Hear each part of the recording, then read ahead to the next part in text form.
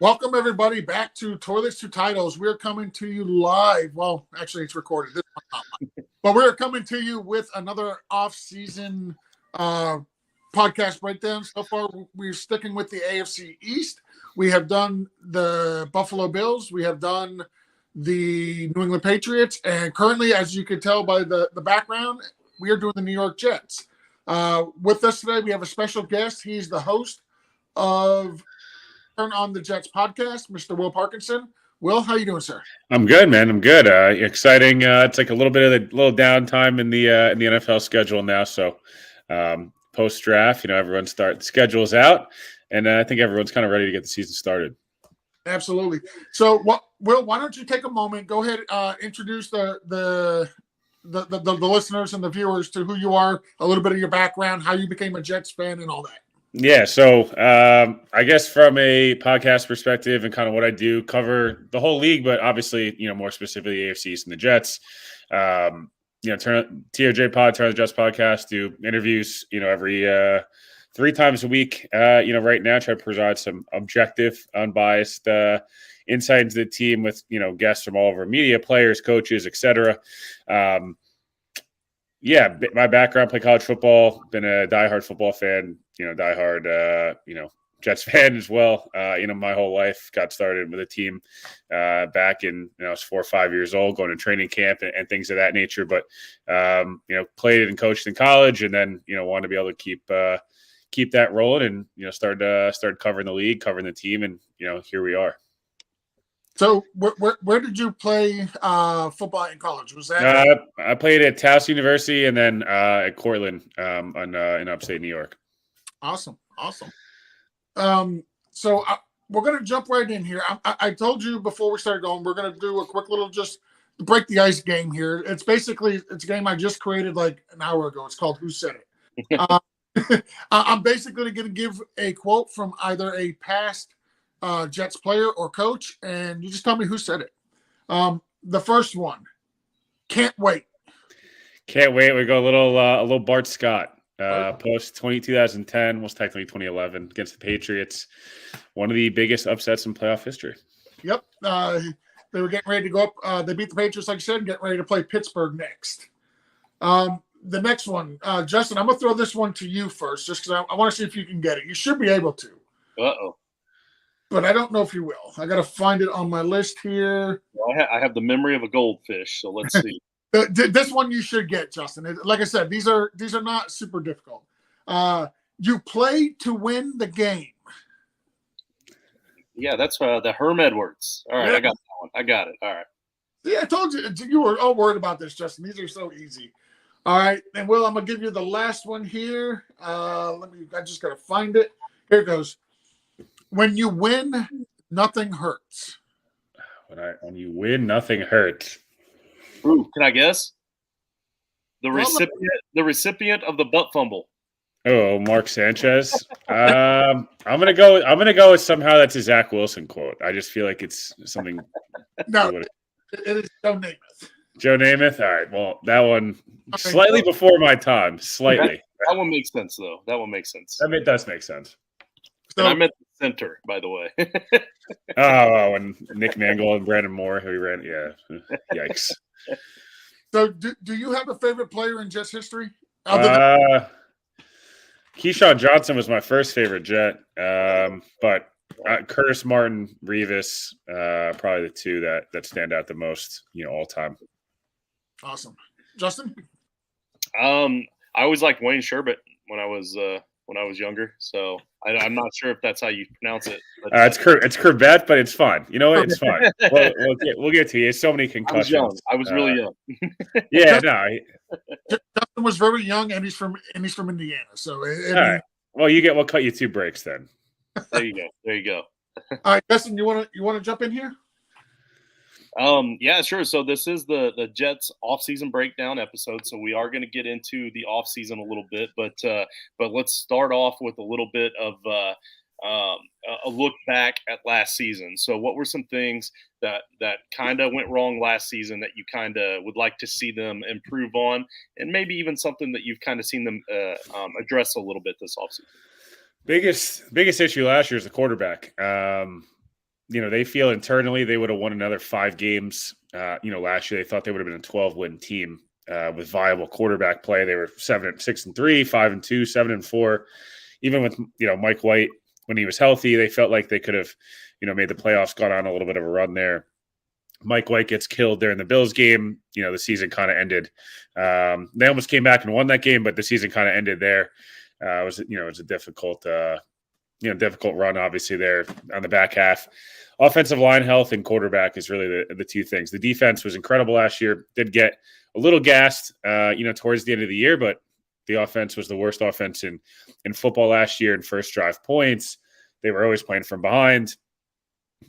This defense predicated on rushing 4, not having to blitz, rushing the passer, hitting the quarterback, causing turnovers. They still did that, but it was definitely not as, not to the level they want it to be this year. So the quarterback is, problem 1, 2, and 3. Tackle health. I think they had 8 or 9 guys play tackle last year. Like 6 had season-ending injuries. It was a disaster. So if they can stay healthy up front, and they can, which they've addressed, they have incredibly deep.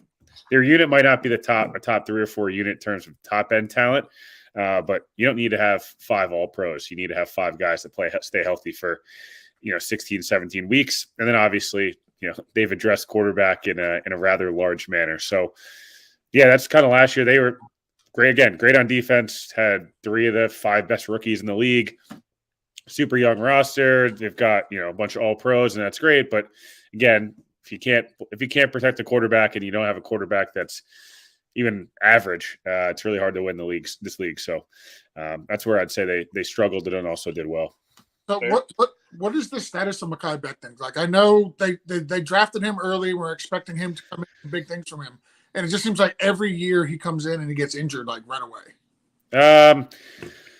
It's weird. Becton is a guy that got a little banged up in college, but obviously stayed healthy, had an incredible, pre-draft process, was awesome as a rookie, did really well against the Nick Bosa's, Joey Bosa, did really well against Myles Garrett, like had a really, really impressive rookie year.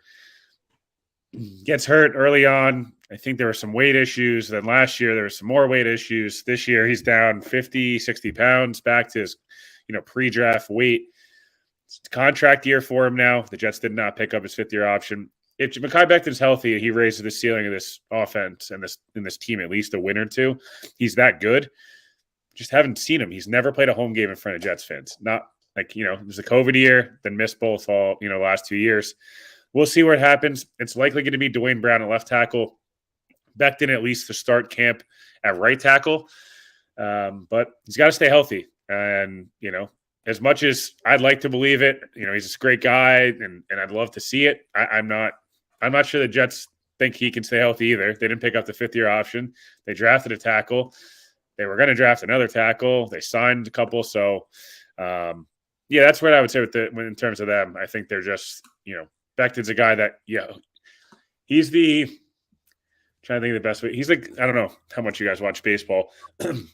The Yankees love to do this thing with some of these guys like Luis Severino, where it's like, if you get anything out of him during the year, you're super happy. You just don't expect much to stay healthy. That's kind of where he's at this point. Fair enough. With that Mekhi Becton, though, George mentioned something about the draft capital there that was spent on him.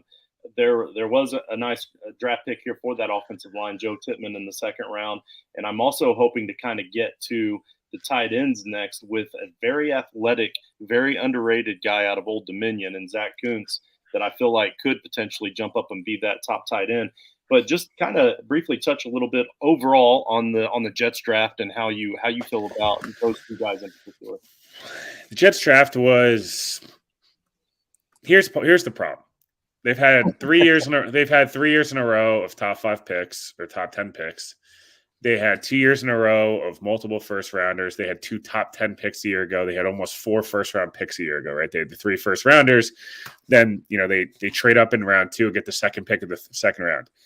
They had a lot of picks, and they've built this roster well. So when you go from an expectation of last year's draft was Breece Hall and Garrett Wilson and Sauce Gardner and even, Jermaine Johnson, Jeremy Ruckert, Max Mitchell contributed. It's like, holy bleep, like, this is what every draft should feel like. That's not what this felt like. This felt like a draft of a team that's already good, knows they're good, and needs to build both depth and address some needs.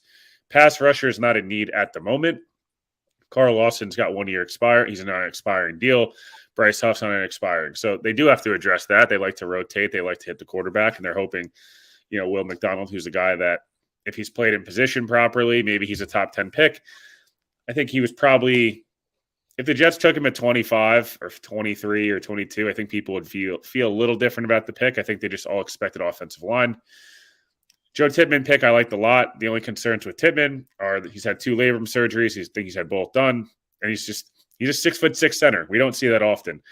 The good thing is he's an Olympic level power lifter and has great flexibility in his hips, and he's able to drive block. So I think that pick makes a lot of sense. I would be shocked if he doesn't start on day one. Going down the line, the Carter Warren pick I liked in round 4. The Jets took a tackle out of Pitt. Another guy that got hurt as a senior. If he doesn't get hurt, does he go higher? Really good technique, good powerful hands. Probably was a second-round level player that fell just because the lack of tape again. He's an older prospect, is a 5th-year senior. You mentioned the Zach Kuntz pick. Another guy got hurt as a senior. Penn State transfer, quite literally the most athletic tight end we've ever seen based on his measurables. He's 6'7", 260, ran 4.5, jumped 40 inches. Shuttle times elite. It's crazy.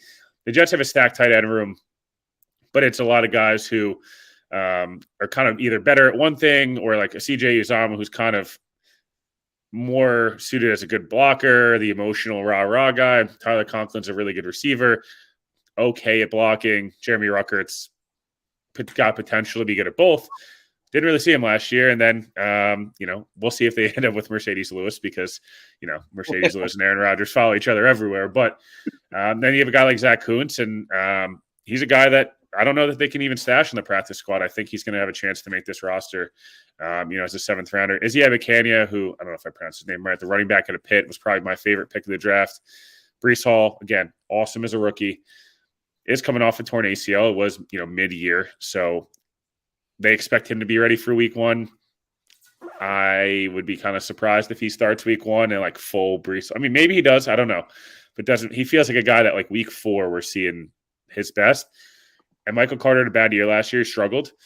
You hope he looks more like 2021 Michael Carter. And Abikania is awesome. 4'3" guy, only 20 years old, had 315 yards, 6 touchdowns against Virginia Tech this year in a game.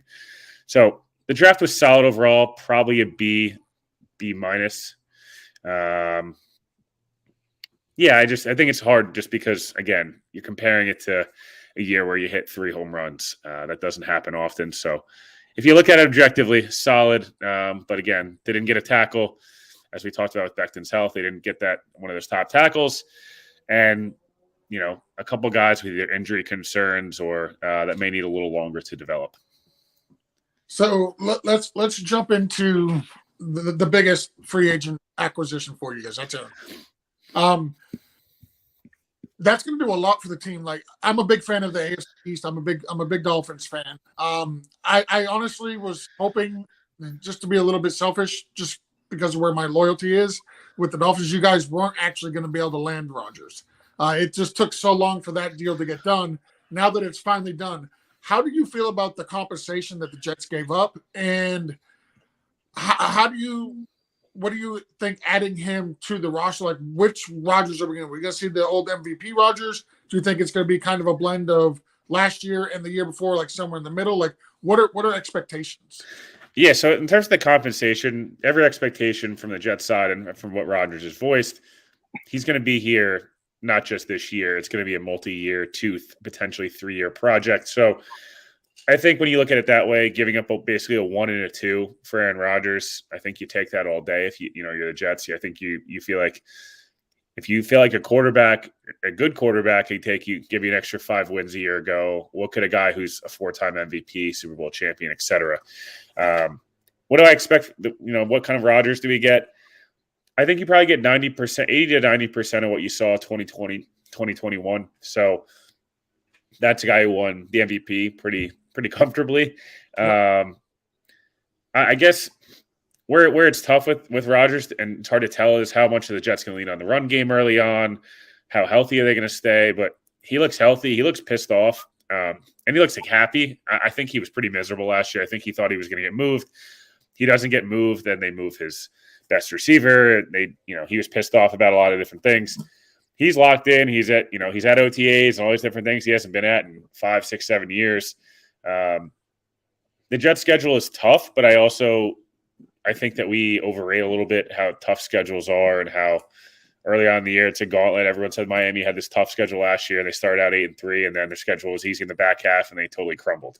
Right? The Jets, the same thing. The Jets were like, oh, they're going to start 0-7. They started 5-2. Back half of the year, the Jets had all these easy, quote unquote, easy teams in the beginning of the year at home.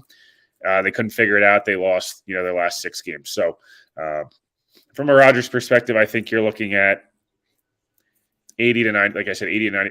Could they get 100% of Rodgers from 2 years ago or last year? 12 months ago. Yeah, I think you could. Do I think that he's going to fall off a cliff? No, I've made a lot of comps to Brady in 2019. Kind of looked terrible. The roster wasn't very good. They didn't, they were a year too late. Very similar to the 2022 Packers. It felt like they were, their window had closed, but they kind of tried to run it back with a worse roster. Brady looked terrible in 2019. He threw the pick 6 to Logan Ryan to lose that Titans game. Then goes to Tampa Bay and throws for 5,000 yards back-to-back years, and easily could have won MVP and they won a title. So, do I expect the Jets to win a title in year one? Probably not.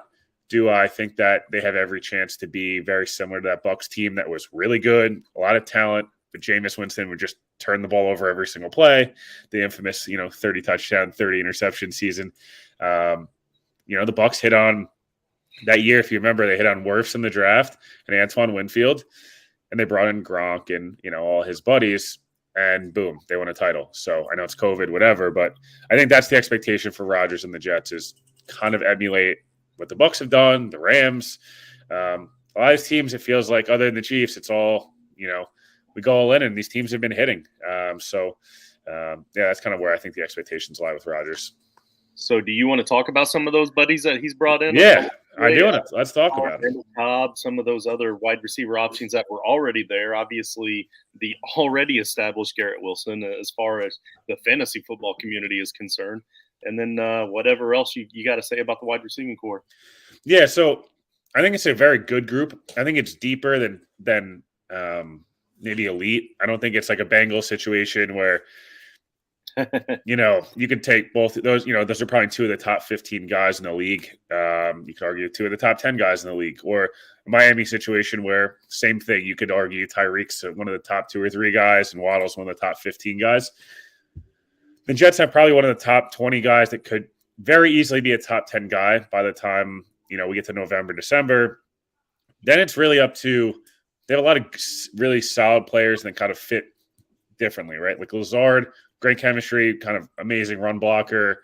There's the infamous clip. You take out like 3 or 4 Dolphins in that game on Christmas Day. Yep.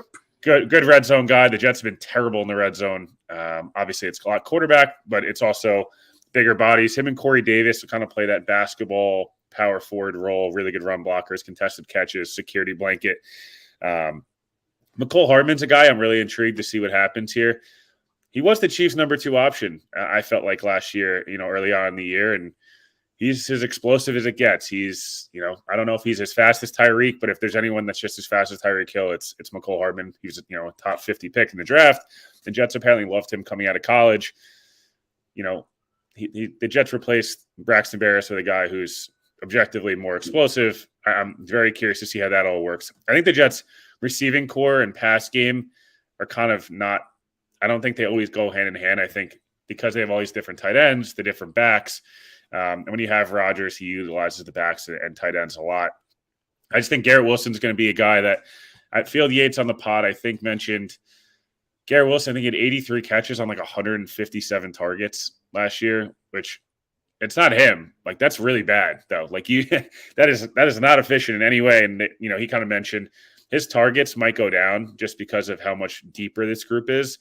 But he's a guy that should easily clear 100 catches, easily clear 12, 13, 1,400 yards. On the game Zach Wilson played, 0 touchdowns. The game Mike White played, or Joe Flacco, he had 4 touchdowns. It's just.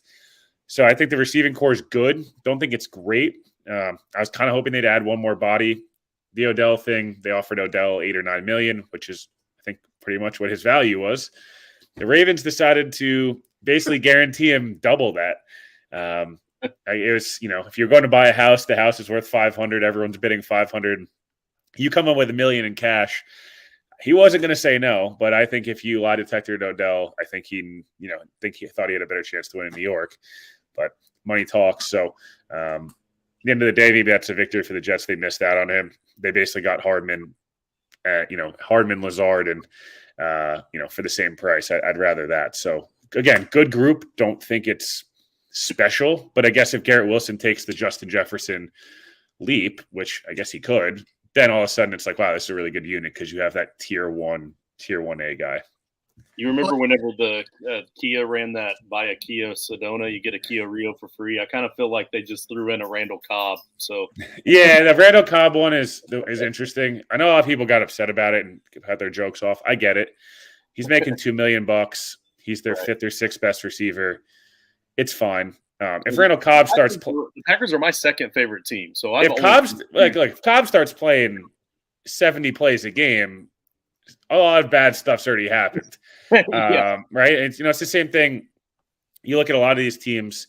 You looked at. I'm trying to think of a good example here. Even like a Buffalo or the Giants, right? The Giants sign all these guys, and they're like, oh, Jamison Crowder just following around Brian Daboll. And it's like, yeah, but like he's their fifth receiver.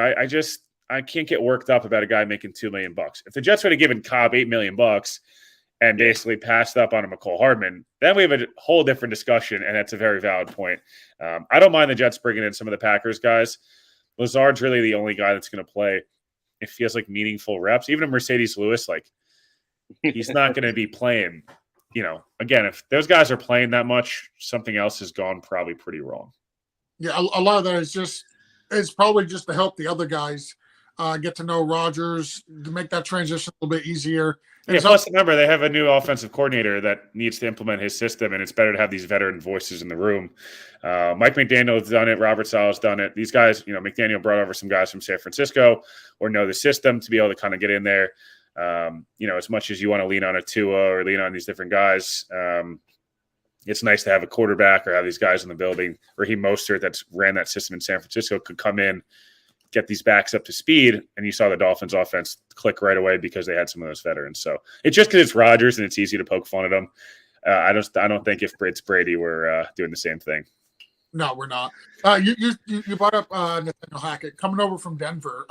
He was a disappointment in Denver as their head coach. What can we expect from him coming over to the Jets as the offensive coordinator? Yeah, so it's where I struggle with Hackett is he's not been great as an individual play caller. He was terrible as a head coach. That said, his quarterbacks have been like Blake Bortles, who he got to have a solid year, obviously, but other than that, it's like EJ Manuel, JP Lossman, Hall of Fame. Russell Wilson, who is pretty clearly cooked, Mr. Limited, not unlimited.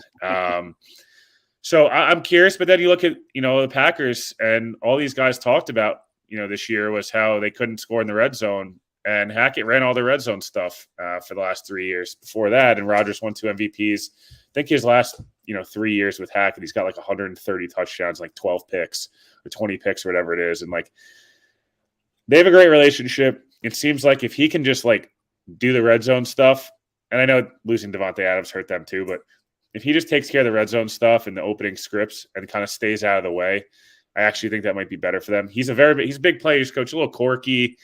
He's got like a crazy beard now and this whole thing. The Jets they don't have Mike McDaniel as their offensive coordinator. They don't have Kyle Shanahan, but that doesn't necessarily mean he could be very efficient and whatever. You look at part of the problem, and I mentioned those Bucs teams. I think we all remember like they didn't start off great because Arians and Leftwich ran a totally different system to what Brady's used to. In this situation, at least Rodgers is comfortable. He's not learning anything new. That should help them get off to a quicker start because they're scheduled the first 6 weeks. If they can start 3-3, even 4-2, I think they'd be looking at you'd be like, wow, this team actually is pretty legit based on who they're playing. So speaking of starting off slow, if the Jets do start off slow, or if they miss the playoffs, let's say for some reason, they finish under 500, is Robert Saleh going to be on the hot seat? Yeah, I don't think if they miss the playoffs, I think everyone's getting fired. this is year 5 football wise for Joe Douglas. This is tier 3 for Saleh, but this is New York, and he can't keep missing it. They haven't made the playoffs in 12 years. Woody Johnson's spending a hell of a lot of money. I know cap wise, Rodgers took a huge reduction, but he's still going to end up making like $100 million in cash from Woody Johnson these next 2 years. They can't miss the playoffs again.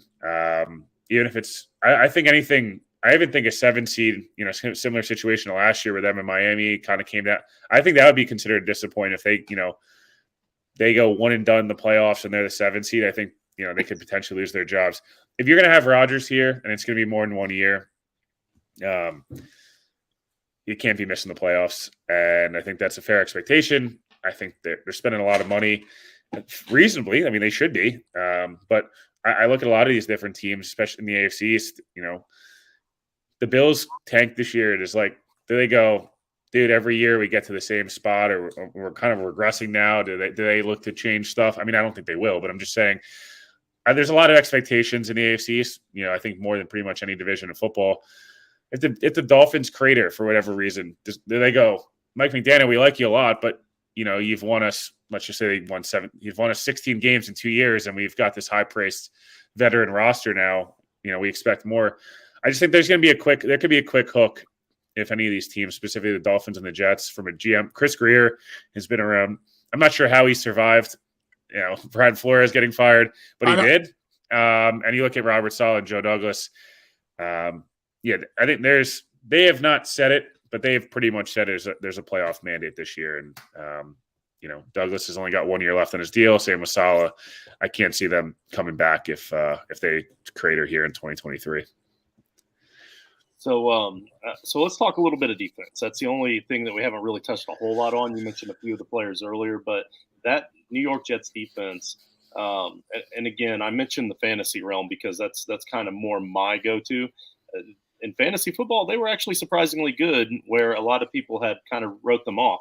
If you look at their actual stats, their NFL football stats, they ranked in the top 10 in several categories last year. So is there something about that defense that you're excited to see an improvement on, even on top of those top 10 stats? Yeah, so last year, like I mentioned, teams could kind of do whatever they wanted in terms of like run the ball, throw the ball, whatever. The Jets offense wasn't scaring anybody, so you could kind of malaise through a game and figure it out. We looked at the last game of the year. The Jets defense gave up 6 points, didn't give up a touchdown, and lost. It happened 3 or 4 times last year. I believe anytime they scored, only one time did they score over 18 points and lose last year. Like, that should not be happening in modern day NFL. In that game that they did, lose, they had 6. They were in the red zone 7 times. So what am I excited about for that defense? That their secondary, their safety play should be better this year. It's definitely probably the weakest group on this entire roster, just because it's Tony Adams, who's a guy that they really like, but he's unproven. Jordan Whitehead's a solid player, Super Bowl winner, but had a weird year last year. Like, on stats wise, looked good, but missed a couple tackles, specifically twice against the Patriots, where it's like, cost them big runs. This corner group, I'm sorry to say it, but I think it's the best corner group in the league. I don't actually think it's, all those guys are under 25. They're all either in their prime or entering their prime. Sauce is a guy that, if he's not the best corner, he's one of the 3 or 4 best corners. DJ Reed, if he's not the 15th best, not the 10th best corner, he's the 15th best corner. So you have 2 top 15, 16 guys. Michael Carter's a top 5, top 6 slot guy. They all tackle well. They got to turn the ball over. I think that's the biggest improvement from a fantasy perspective. I think they'll be able to get a lot more turnovers this year. They started off last year getting a lot of turnovers, and then those dried up as the more Zach Wilson played. For some reason, the less the Jets kept taking the ball away. But I like it. I like that corner group, and I'm just excited to see in year 2 of this group with a good offense, how much better do they look, just knowing that guys are going to have to throw more, maybe take more risks, challenge them a little bit. You look at the Steelers game in particular, they go up early, they get up the lead, and then the Steelers, I think, threw 4 interceptions. The Jets had 5 or 6 sacks. It was like, this is the model here of, put young quarterbacks or put quarterbacks in a position where they have to chuck the ball around. And the more you're going to throw at Sauce or DJ Reed or Michael Carter, the more likely it is, it's going to get you in trouble than not. So we're getting ready to wrap this up. One of the questions that I ask every guest is, I got to get a record for the Jets. What are you projecting as the Jets record? So I'm going back and forth on this. I've kind of settled it. I've settled at 12-5. I'll go optimistic. I think I was more likely an 11-6 guy when the schedule came out a week ago. The more I looked at it, they've got a lot of benefits this year, the schedule-wise, and it's a lot more prime time, and I get that. And the early season schedule is difficult. That said, week one, anything can happen. It's Buffalo. They beat Buffalo with a traffic cone and quarterback last year. So it's like I just don't see a reason why they're all of a sudden going to get smoked by Buffalo week one. Maybe they do. I don't know. Maybe it takes a little while for them to get going. But, KC's traveling on a short week, cross country. It's a primetime game. They have a primetime game the week before. It's like they have the Chargers. Great game. Chargers are coming, from West Coast to East Coast for a primetime game. They go to Vegas, but they go to Vegas, where they play a little earlier, right? It's almost an advantage there, and I think Vegas is going to stink. So I look at some of those primetime games, even the Miami game, the Dolphins have to travel to New York the day after a holiday. I think that does not benefit, the Dolphins in any way. I think if it was the opposite, I think it wouldn't benefit the Jets either, right? So I'm going to go 12-5. I think they start off probably 3-3 or 4-2, maybe more likely 4-2. I think they split with Miami. I think they split with Buffalo. I think they sweep New England. They have not beaten the Patriots in 11, 12 years. Other than, at home, on the road, they have not beaten New England in like 15 years. I just think the Patriots are going to be very bad this year. I don't see it. I don't see how they're good. Other than Belichick, I don't know what anyone's hanging on to. The defense, they have a couple of nice pieces on defense. The offense looks terrible other than Ramondre. So, I've gone back and forth a lot, and I feel like it's probably aggressive to say they're a 12-win team, but I think Miami wins between 10 and 12 games. I think the Jets are probably between 10 and 13. I think if Rodgers is awesome, 12 is probably low. And if Rodgers is only good, 11, 12 probably feels right. I think Buffalo regresses a little bit. That secondary is really old. It's gotten old quickly. Poyer, Hyde, they miss a lot of time. I don't know, Trey White. Garrett Wilson had a field day with Trey White last year, and Trey White didn't look so good against, the Dolphins guys either. So I think all three make the playoffs, but I'm going to go Jets, 12-5.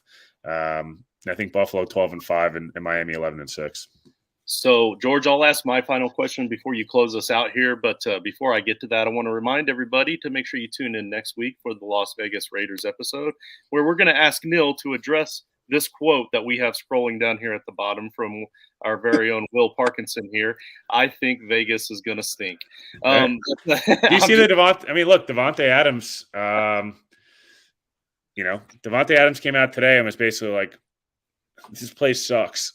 So if he wants to be a Jet, take the Jets second rounder next year in a future third and Corey Davis and shove it. There you go. So yep. No, I wouldn't do that to you, man. But I do have one last question for you, though. Looking back at the end of this year, at the end of this up and coming year, if you go to look back, what are you going to say is what would be a disappointing season? Like, what would have to happen for you to think, man, that was disappointing? Anything not making the playoffs is just unacceptable. There's an extra wild card now. 9 wins can kind of probably get you in. Being 500 at this point, even with this roster, if Rodgers is just Rodgers of last year, I still think they should be getting in the playoffs. So, unless he gets catastrophically hurt, I just don't see. I think if they miss the playoffs, it's super disappointing. I'd be pretty disappointed if they don't make the divisional round in one way or another. But I'll roll with not making the playoffs as a major disappointment. That's fair.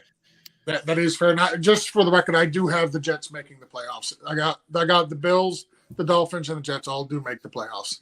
I think they're three of the probably 6 best teams in the conference. Yeah, they are. I think Cincinnati and the Chiefs are the best 2 at the moment.